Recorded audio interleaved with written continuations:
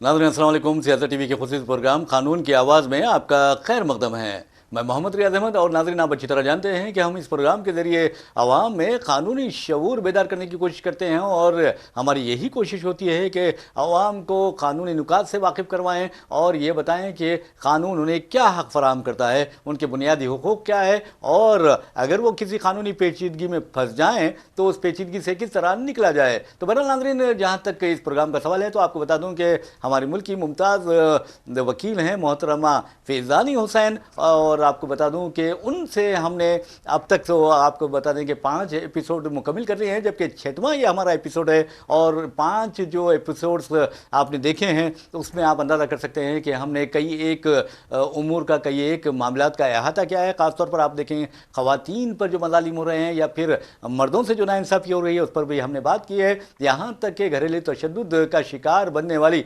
ख़वातीन की फ़रियादों को भी हमने आपके सामने बयान किया है। लेकिन आज का जो प्रोग्राम है, और आपने देखा कि पिछले एपिसोड में हमने आपसे वादा किया था कि जो एनआरआईज़ शौहर हैं उनके बारे में आपको बताएंगे कि किस तरह अगर वो अपनी बीवियों से नाइंसाफ़ी करते हैं या उनसे धोखाधड़ी करते हैं या उनसे बेवफाई करते हैं तो उनका क्या हशर होगा, यानी कानून उन्हें किस तरह अपनी गिरफ्त में लेगा। तो बहरहाल नाज़रीन, हम खैर मकदम करते हैं आपका जी। और जो अब मैंने आपको टॉपिक बताया है ये बहुत ही अहम टॉपिक है, और ऐसा लगता है कि न सिर्फ हिंदुस्तान भर के मुख्तलिफ शहरों बल्कि हैदराबाद में भी इस तरह के वाक़यात पेश आ चुके हैं कि एनआरआई दूल्हा शादी तो कर लेता है लेकिन उसके बाद लड़की के लिए परेशानियां शुरू हो जाती हैं। तो बहरहाल हम मोहतरमा फैज़ानी हुसैन से ये पूछते हैं कि कानून क्या कहता है। बिल्कुल जी, शुरू करेंगे जी बिल्कुल। सबसे पहले सुप्रीम कोर्ट के जजमेंट से ही आज लेकर आए हैं इनके लिए, व्यूअर्स के लिए। Y Narasimha Rao and others versus Y Venkata Lakshmi, ये है वैसे तो जुलाई 1991 का जजमेंट, जो सबसे पहले तब ये उन दिनों इतने केसेस नहीं होते थे इस तरह के, लेकिन अब तो बहुत होने लग गए हैं। तो अब सारे हाई कोर्ट जो हैं आपके एरिया के सब इसी पे साइड करके और ऑर्डर्स जो पास कर रहे हैं जी। सो दिखा देते हैं। जी हाँ बिल्कुल बिल्कुल जी। इसमें जो है पैरा 13 में देखिए सुप्रीम कोर्ट ने क्लियर कहा है, थोड़ा सा पढ़ना चाहेंगे अपनी लेडीज़ के लिए। The following from the aforesaid discussion, the following rule can be deduced for recognizing foreign matrimonial judgment in this country. सबसे पहले तो सुप्रीम कोर्ट पहले थोड़े इस केस के फैक्ट्स बता देते हैं।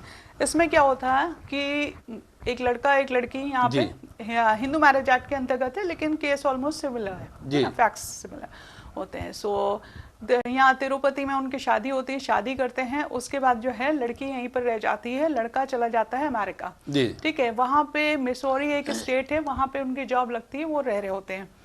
फिर वहाँ के कोर्ट में जो होता है वो कुछ दिनों बाद जो है 90 डेज बाद यानी कि 3 महीने बाद तलाक का केस डाल देते हैं। अच्छा हाँ, अब बीवी को यहाँ से किसी तरह से पता चलता है, खैर वो बाय पोस्ट अपना वहाँ पे रिप्रेजेंटेशन भेजती हैं कि हमारी शादी इंडियन लॉ के हिसाब से हुई थी, इसलिए आपको कोई इख्तियार नहीं है, जुरिसडिक्शन नहीं है हमारे जो है इस शादी को रद्द करने का और तलाक देने का, डिवोर्स ऑर्डर पास करने का। और मैं आपके जुरिसडिक्शन को सबमिट नहीं करती, मेरा जुरिसडिक्शन इंडिया बनता है और शादी यहीं हुई थी, दोनों पार्टीज यहीं रहती थी। तो ऐसा लिख के वो भिजवाती हैं अपने वकील के थ्रू, जो उनका लॉयर यहाँ पर था, या वो खुद लिखती है। और वहाँ पे उसके बावजूद भी जो होती है मिसौरी कोर्ट जो होती है वो ऑर्डर पास कर देती है डिवोर्स का। अच्छा, वहाँ जो लड़का होता है उसने ये ग्राउंड लिया होता है डिजर्शन का कि वो मेरे साथ रहना नहीं चाहती। अच्छा। अब कोर्ट को एक्चुअल क्या पता कि तुम ले जा रहे हो या नहीं ले जा रहे हो, यहाँ छोड़ ही रखा है, और वहाँ अपने ही ग्राउंड लिख दिया कि लड़की मेरे साथ रहना नहीं चाहती, कृपया डिवोर्स पास कर दिया जाए। तो वो डिवोर्स पास कर देते हैं। अब लड़की को पता नहीं कि डिवोर्स पास हो गया, वो बेचारी यहाँ पे बैठी हुई है इस संसार में कि कब वो आएगा, क्या होगा। 1-2 साल बाद वो वापस आता है यहाँ पे, और उसको लड़की को थ्रू सोर्सेस पता चलता है कि वो दूसरी शादी उसी एरिया की कर रहा है, मतलब यहाँ इंडिया से कर रहा है, यानी तिरुपति की लड़की से। हाँ, और दूसरी लड़की से जब वो शादी कर लेता है तब ये वाइफ को पता चलता है। फिर वो जाती है एरिया मैजिस्ट्रेट के यहाँ, बाइगेमी की एफआईआर लिखाती है। बाइगेमी जैसा कि हिंदूज में जो है 2 शादी अलाउड नहीं है, ठीक है। तो पार्टी चूंकि हिंदूज थी तो वो बाइगेमी की एक पत्नी के रहते हुए दूसरी शादी उसने कैसे कर ली, बाइगेमी की एफआईआर लिखाती है और मैजिस्ट्रेट की कोर्ट में मामला जाता है। मैजिस्ट्रेट की कोर्ट में जो है फिर वो अपने लॉयर के थ्रू लड़का जो है डॉक्यूमेंट भिजवाता है कि ये मिसौरी कोर्ट का डिवोर्स का ऑर्डर है और ये ऑर्डर और डिवोर्स हो चुका है, इसलिए मैंने दूसरी शादी करी, हाँ इसलिए ये शादी जायज़ है। जी जी। अब मैजिस्ट्रेट जो होते हैं उसमें ज़्यादा ध्यान नहीं देखते, वो मिसौरी कोर्ट का डिवोर्स का ऑर्डर देते हैं और फिर वो जो है उसको डिस्चार्ज कर देते हैं कि ऐसा कोई केस नहीं बनता, बंद कर देते हैं। लड़की जो होती है इस बात से एग्रीव्ड होती है, हाई कोर्ट जाती है। जी। हाई कोर्ट जाती है, तब वहाँ पे फिर हाई कोर्ट कहते हैं कि सबसे पहली बात तो ये कि उन्होंने जो वहाँ का मिसौरी कोर्ट का जो जजमेंट भेजा तो अपने लॉयर के थ्रू भेजा, एक फोटोकॉपी है। तो फोटोकॉपी के बेस पे मैजिस्ट्रेट नहीं यकीन करना चाहिए था, क्योंकि कोर्ट में ओरिजिनल कागजात आपको शो करना मस्ट होता है जी। या तो आप सर्टिफाइड शो करें या ओरिजिनल शो करें, ठीक है। आपने दोनों नहीं शो करे और जो उन्होंने भेजा होगा तो इट वाज अ फोटोकॉपी, तो उस बेसिस पे तो अव्वल तो मैजिस्ट्रेट को उस पर रिलाई करके केस बंद नहीं करना चाहिए था और प्रोसीड करना चाहिए था। जी जी। उसमें फिर हाई कोर्ट डिटेल ऑर्डर देती है और फिर पास करती है कि जो लड़की है उस वो कभी फॉरेन कंट्री गई नहीं, तो अच्छा। वहाँ के जुरिस्डिक्शन को उसने सबमिट ही नहीं करा और रहते हैं जब दोनों पार्टीज यहाँ, दोनों की शादी हिंदू मैरिज एक्ट के तहत हुई, तो यहाँ के कानून के हिसाब से शादी हुई उसकी। अब मेन पॉइंट समझिएगा जो लड़कियों के लिए सुप्रीम कोर्ट ने गाइडलाइंस कही है, ठीक है, कि जिस देश में अगर आप इस कंट्री में रहते हैं, दोनों पार्टीज यहाँ पर हैं, इंडिया में यहाँ के लॉ जिससे भी आप गवर्न होते हैं, मुस्लिम मैरिज एक्ट या हिंदू मैरिज एक्ट जिससे भी आप गवर्न होते हैं, उसके तहत अगर यहाँ पे शादी हुई है और अगर आप फॉरेन कंट्री नहीं गई हैं तो आपने वहाँ के जुरिस्डिक्शन से आप कवर अप नहीं होती, उस जुरिस्डिक्शन के अंतर्गत नहीं आती हैं, ठीक है। तो हाई कोर्ट ये होल्ड करती है कि जो ये डिवोर्स डिक्री नहीं मानी जाएगी, क्योंकि दूसरी पार्टी के एब्सेंस में जी जी। आप तो वहाँ थी नहीं, आपने जुडिक्शन को सबमिट नहीं करा, आप कभी फॉरेन कंट्री गई नहीं, आपके पीछे में ये ऑर्डर पास हो गया, तो ये ऑर्डर यहाँ पे लागू नहीं होगा। मैजिस्ट्रेट को डायरेक्शन देता है कि बाइगेमी का केस चलाओ। अच्छा। और ये शादी सरवाइव करेगी, पहली अच्छा, शादी, बिल्कुल तलाक नहीं होगा। हाँ, तलाक नहीं मानी जाएगी और बाइगेमी का इस पे केस चलाओ। तो ऐसा देख के जो लड़का होता है जो उसकी दूसरी बीवी होती है, फिर वो सुप्रीम कोर्ट जाते हैं। अच्छा। फिर सुप्रीम कोर्ट जो है उसमें फिर हाई कोर्ट को सही ठहराती है और वो भी यही कहती है कि मैजिस्ट्रेट बाइगेमी का केस चलाएं, that is the right way. और इनको वैसे भी चाहिए था कि ओरिजिनल डॉक्यूमेंट प्रोड्यूस करते, लेकिन फॉरेन की डिक्री जो है, फॉरेन का डिवोर्स ऑर्डर अपनी कंट्री में तब तक नहीं माना जाएगा जब तक कि, जैसे कभी कभी ये होता है मियाँ बीवी दोनों वहीं रह रहे हैं, 3 कंडीशंस ले डाउन कर दी है कोर्ट ने। अच्छा। तो एक तो ये कि मियाँ बीवी वहाँ दोनों रह रहे हैं, जी जी, दोनों अपीयर हुए, दोनों ने फाइट करा, वहाँ पे डिवोर्स का केस फाइल करा, दोनों ने अपने अपने लॉयर करके वहाँ पे फाइट करा, फिर ऑर्डर पास हुआ है तो दोनों प्रेजेंट हैं, उनके सामने में पास हुआ है तो वो डिवोर्स डिक्री लागू होगी बाहर की, ठीक है, 1। दूसरा उन्होंने कहा कि अगर आपने वहाँ पे कोई लॉयर एंगेज कर लिया, यानी कि आपने उनके जुरिस्डिक्शन को सबमिट कर दिया है कि हाँ हम इस केस को कंटेस्ट कर रहे हैं, तो भी वहाँ की फॉरेन की डिक्री मानी जाएगी।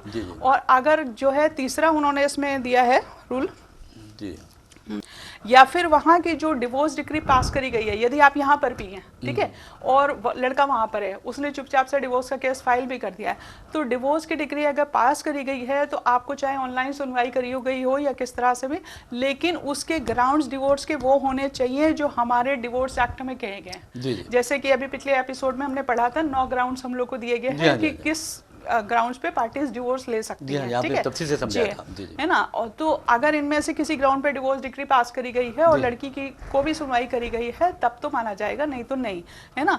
और अगर म्यूचुअल डिवोर्स है, दोनों पार्टीज ने कंसेंट लिया है, तब माना जाएगा। लेकिन इसके अलावा अगर जो भी हमारे ये 9 ग्राउंड्स इसमें लिखे हुए हैं डिवोर्स एक्ट में, चाहे हिंदू मैरिज एक्ट हो चाहे मुस्लिम मैरिज एक्ट हो, जिस रिलीजन में भी आपकी शादी हुई है, अगर उसके वो ग्राउंड उस पर कवर अप नहीं होते हैं, सपोज आप मिसाल के तौर पे ऐसे ले लीजिए, अब जैसे हमारी कंट्री में 3 तलाकें बैन हो गई हैं, है ना, कोई लड़का सऊदीया चला जाता है, वहाँ से तलाक आपको लिख के भेज देता है क्योंकि वहाँ तो बैन नहीं हुई है ना, और उसको ये यहाँ की लोकल लड़की से शादी कर लूँ, ठीक है, इस तरह से, और यहाँ पे आपको मेंटेनेंस भी नहीं दे रहा, बिल्कुल इग्नोर कर देता, अपनी वाइफ भी नहीं मानता है और कहता है मैंने इसको तलाक दे दी। तो वो जो ट्रिपल तलाक वहाँ दी गई है, चूंकि अब यहाँ पे बैन हो गई है और आपकी शादी इंडिया में हुई, दोनों पार्टीज ओरिजिनली की यहीं के हैं, सो वो जो है यहाँ पे आप उस डिवोर्स ऑर्डर को यहाँ चैलेंज कर सकते हैं, क्योंकि वो डिवोर्स डिक्री यहाँ लागू नहीं होगी, डिवोर्स ऑर्डर वो यहाँ पे लागू नहीं होगा और आप अभी भी उसकी वाइफ मानी जाएंगी। बहरहाल नाज़रीन, आपको बता दूं कि जहाँ तक तलाक़ का मसला है, ये तो मैंने आपको पहले भी बताया था और बताने की क्या ज़रूरत है।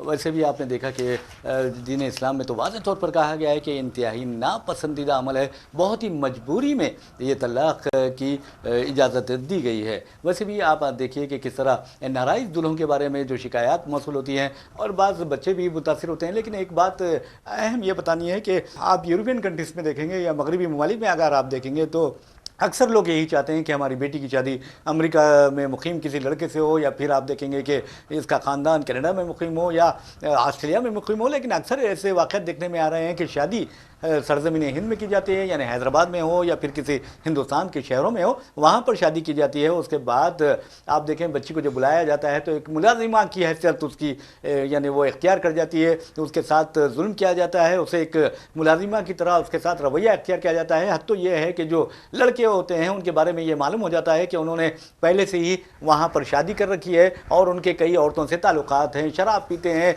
और मौसीकी के जो यानी जो भी हराम काम होते हैं उसमें बिल्कुल वो पूरे डूबे हुए हैं। उसके बावजूद उनके माँ बाप अपने शहर में किसी बच्ची से शादी करते हैं और उसकी ज़िंदगी तबाह हो जाती है। तो आप ये बताइए कि कई ऐसे वाक़यात पेश आ रहे हैं, कनाडा का हो या फिर यूएस का हो या ऑस्ट्रेलिया का हो। अब ये बताइए कि क्या लड़का जब हिंदुस्तान पहुंचेगा, क्योंकि आपने एक बहुत अहम बात कही है कि शादी हिंदुस्तान में हुई है तो यहाँ के कानून का इतलाक़ होगा, तो आप ये बताइए क्या ऐसे लड़कों के खिलाफ कार्रवाई हो सकती है? सबसे पहले तो सुप्रीम कोर्ट की लाइन पढ़ दें जो उन्होंने स्पेसिफिक कही है, it gives protection to women the most vulnerable section of our society whatever the strata to which they may belong. मतलब किसी भी क्लास को बिलोंग करती हो, अपर क्लास हो, मिडिल क्लास, लोअर क्लास, लेकिन सबसे ज्यादा वीक जो क्लास है वो वुमेन का ही है, हर जगह सफर कर रहे हैं। ये बात सुप्रीम कोर्ट ने कही है, इसीलिए गाइडलाइंस ले डाउन करी है। ठीक है, अब आ जाते हैं, पहली बात तो ये है कि अगर जो लड़का है वो बाहर बैठ गया है ना, आप यहाँ पर आ गई हैं, है ना, अगर इस तरह से आप सफ़र कर रही हैं और उसने आपका को एकदम ही वहाँ से सूचित कर दिया है कि भाई, बता दिया है कि भैया तुम अब मेरी बीवी नहीं रही, मैंने तलाक ले लिया, यहाँ दूसरी शादी कर ली, अब आप उसको कैसे पनिश करेंगे? तो उसमें सबसे पहले तो देखिए आपके 490, अगर आपका दहेज के आर्टिकल्स जो हैं, डाउरी के आर्टिकल्स अभी भी उनके घर हैं, चाहे सोफा सेट है, डाइनिंग टेबल वगैरह हैं, तो अपने एरिया जो भी आपकी थाना लगता है वहाँ पे आप 498A जो अब सेक्शन 85 BNS बन चुका है, so for the recovery of the dowry articles, और कभी भी शादीशुदा जिंदगी के दौरान किसी तरह की भी ज्यादती उन्होंने करी है डाउरी के रिलेटेड, सो उसके रिगार्डिंग आप फिर 498A 85 BNSS उसमें आप FIR लिखा सकते हैं। नहीं, एक बात बताइए, मैं माफ़ी चाहता हूँ। अब मिसाल के तौर पर आपने जैसा कि मैंने कहा है कि किसी भी बैरून मुल्क में जो दूल्हा है या लड़का है वो ऑलरेडी शादीशुदा है, उसके बावजूद भी शादी करता है, अगर शादीशुदा नहीं भी है तो उसके जो आदत हैं या अतवार हैं बहुत ही भयानक है, डेंजर है, यानी एक उसका कैरेक्टर जो है बहुत ख़राब है, उसके बावजूद लड़की को वहाँ पर एक मुलाजिमा की हैसियत से बुलाना चाहते हैं, तो क्या होगा?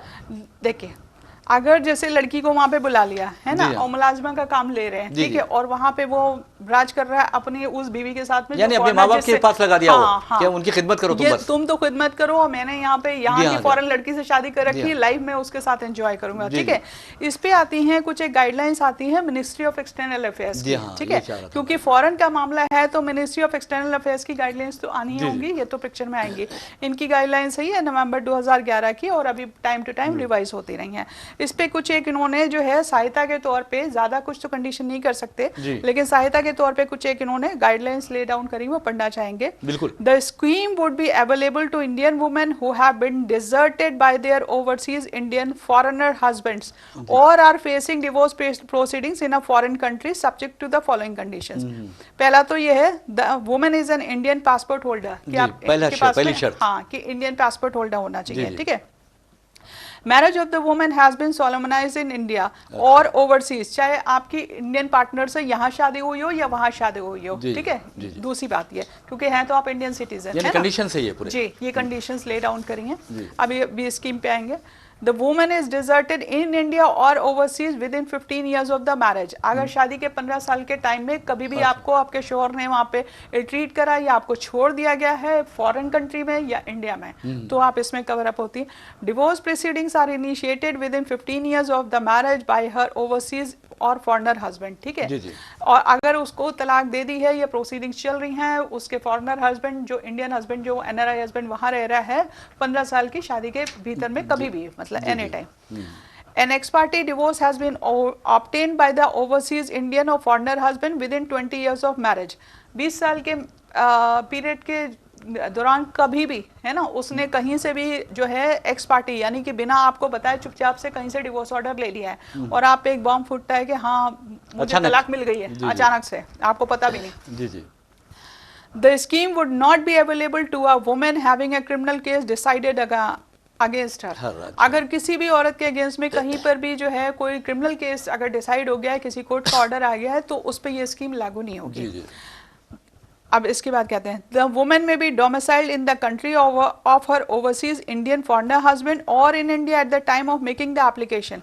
अब जो लेडी है वो चाहे तो यहाँ पे रह रही हो, चाहे फॉरेन में रह रही हो, ठीक है, जिस समय वो एप्लीकेशन देगी, कहाँ एप्लीकेशन देनी है, जो आप अगर वहां पे फंस गई हैं तो आप इंडियन एम्बेसी को देंगी, यहाँ पे फंस गई हैं तो आप मिनिस्ट्री ऑफ एक्सटर्नल अफेयर्स को देंगी, अच्छा, है ना।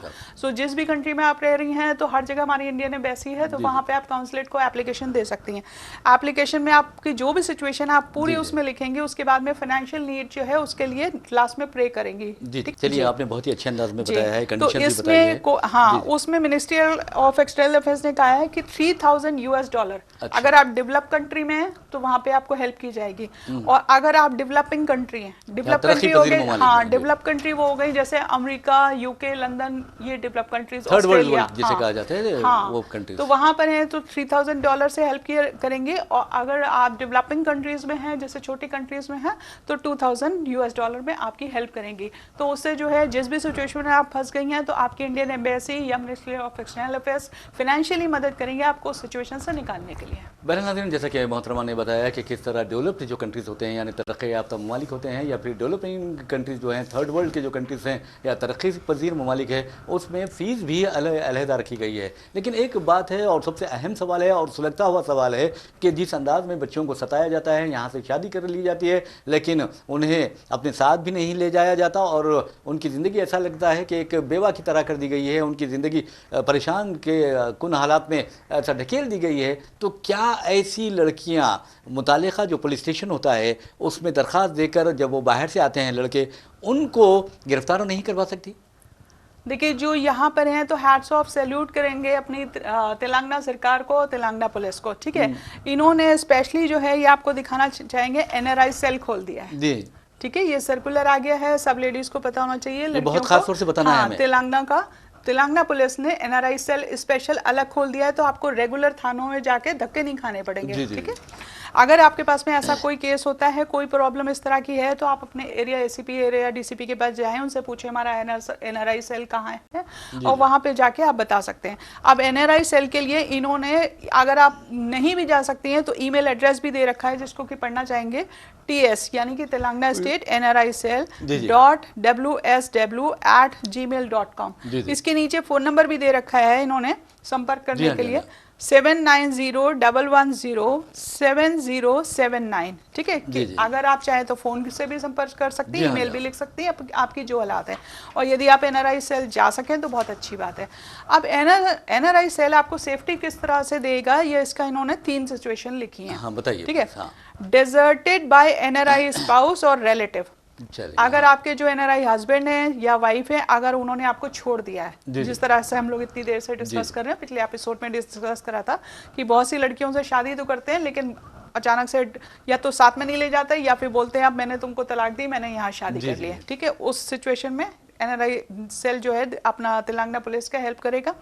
चीटेड बाय NRI स्पाउस और रिलेटिव्स, ले तो गए बीवी बना के, वहां बना के नौकरानी रख दिया, आपसे घर का सारा काम करा रहे हैं या और कुछ इलीगल काम करा रहे हैं आपसे, और राज कर रहे हैं किसी और से शादी करके, अपनी लाइफ एंजॉय कर रहे हैं, ठीक है। तो अगर आपको इस तरह से चीटिंग करी गई है किसी भी तरह से, NRI हस्बैंड के थ्रू या वाइफ के थ्रू या उनके रिलेटिव्स के थ्रू, दूसरी इस सिचुएशन में भी अपनी Telangana police NRI cell help करेगी। एक सवाल मैं करता हूँ, इसी का रिलेटेड सवाल है। अब देखिए, अब लड़की है, लड़की अगर कहीं बैरून ममालिक चलेगी, ऑस्ट्रेलिया हो, कनाडा हो, जर्मनी हो, यानी अमेरिका हो, अगर जाती है लड़की वहाँ पर और उसके जो मजालिम हो रहे हैं उस पर, वो अगर अपने पेरेंट्स को इन्फॉर्म करती है, तो क्या वो इस सेल से रुजू हो सकते हैं? ये NRI सेल खोला ही इसीलिए गया है कि मान लीजिए किसी की बच्ची वहाँ पे परेशान हो रही है और वो यहाँ पेरेंट्स को या भाई बहन को किसी को इन्फॉर्म करती है, तो वो भी जाके NRI सेल से हेल्प ले सकते हैं। और फिर NRI cell in coordination with Ministry of External Affairs, जो कि वहाँ के एम्बेसी को सूचित करेगा, एम्बेसी वहाँ से उनके पैनल पे होते हैं, NGOs होते हैं, उनके ऑफिसर, लेडी ऑफिसर्स भी होती हैं, उनको भेजेगा और वो वहाँ से बचा के निकाल के लेकर आएंगे और वापस आपको इंडिया तो एटलीस्ट पहुँचा देंगे, ठीक है। सो ये एक चेन है, हेल्प करने के कोऑर्डिनेशन के लिए बनाया गया है। अच्छा, तीसरी सिचुएशन है domestic violence by NRI spouse और relatives.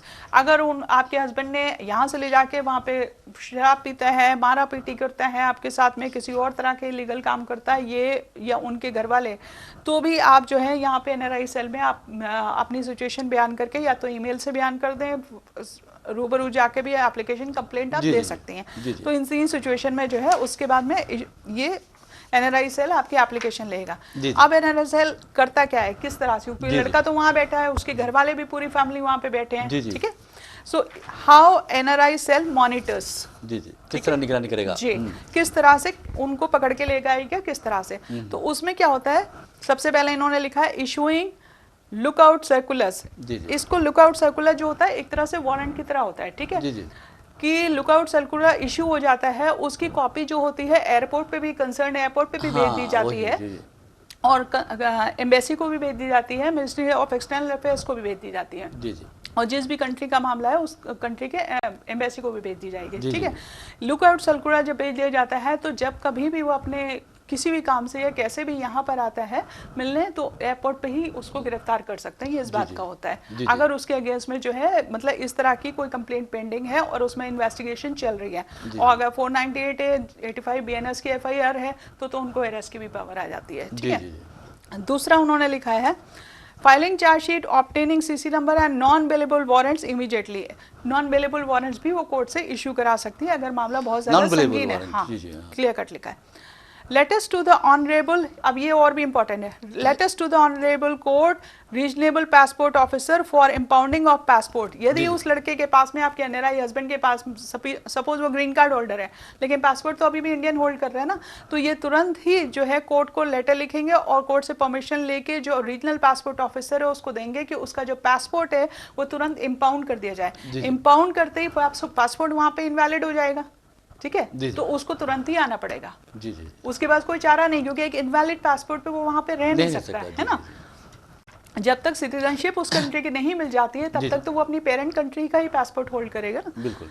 Latest to the employer of the accused, और जो जहां भी अगर आपको नॉलेज है कि आपके जो एनआरआई हस्बैंड है इस ऑफिस में या इस कंपनी में काम करते हैं, आपको अगर नॉलेज है कि उनके एम्प्लॉयर कौन है, तो आप डिटेल्स प्लीज एनआरआई सेल को दें, और जो एनआरआई सेल है वो उनकी हरकतों की पूरी ये सिचुएशन जो आपने लिख के दी है उसकी कॉपी और उनको लेटर के साथ में, रिक्वेस्ट के साथ में एक्यूज बना के और उनके एम्प्लॉयर को पूरा डिटेल लिख के भेजेंगे, यानी तफसीलात से वाकिफ करवा सकते हैं। हाँ, तो उससे उनकी जॉब भी जाने का डर है ना, क्योंकि वहाँ वाले तो बहुत ज्यादा विजिलेंट होते हैं इस मामले में, और स्पेशली लेडीज के मामले में। और वहाँ तो जैसे एकदम यहाँ 100 नंबर डायल करते हैं, वहाँ भी 911 डायल करते हैं, है ना, तो एकदम ही वहाँ तो बच्चों को भी आप टच कर दें तो तुरंत पुलिस आ जाती है। तो इस तरह के अगर यहाँ की एनआरआई सेल से अगर उनके जो एम्प्लॉयर हैं, जो मालिक हैं और कंपनी है, उनको अगर लेटर यहाँ से की पुलिस की तरफ से जाएगा तो जाहिर सी बात है उनकी नौकरी भी चली जाएगी। पासपोर्ट ऑफिस अगर उनका पासपोर्ट इंपाउंड कर देगा, रद्द कर देगा, पासपोर्ट ही नहीं रहेगा तो वो बंदा वहाँ कैसे रहेगा, है ना, तब भी उसने तुरंत वापस आना चाहिए आए। तो ये सब गाइडलाइंस दिए हैं। अच्छा, एक बात ये बताइए, चलिए हमने लड़कियों की बात की है, एनआरआई दूल्हों की बात की है, लेकिन बाद मकामात पर ऐसा होता है, मिसाल के तौर पर कई ऐसे वाक़यात मंजर-ए-आम पर आए जहाँ पर आपने देखा कि लड़कियों की जानिब से लड़कों पर बहुत जुल्म किया जाता है, उनके अरकान ख़ानदान की जानिब से जुल्म किया जाता है। आपने मैंने हाल ही में कई ऐसे वीडियोज़ देखे हैं जहाँ पर लड़के मदद मांग रहे हैं कि हमारे ससुराल वाले हमें तंग कर रहे हैं, तो क्या ये कानून का इतलाक़ जो है अप्लाई होता है उन लोगों पर भी? जी बिल्कुल, क्योंकि वर्ड इसमें देखिए क्लियर, देखिए एनआरआई स्पाउसेस यूज करा है, हर जगह स्पाउस वर्ड यूज करा गया, हस्बैंड नहीं यूज करा है, स्पाउस, है ना।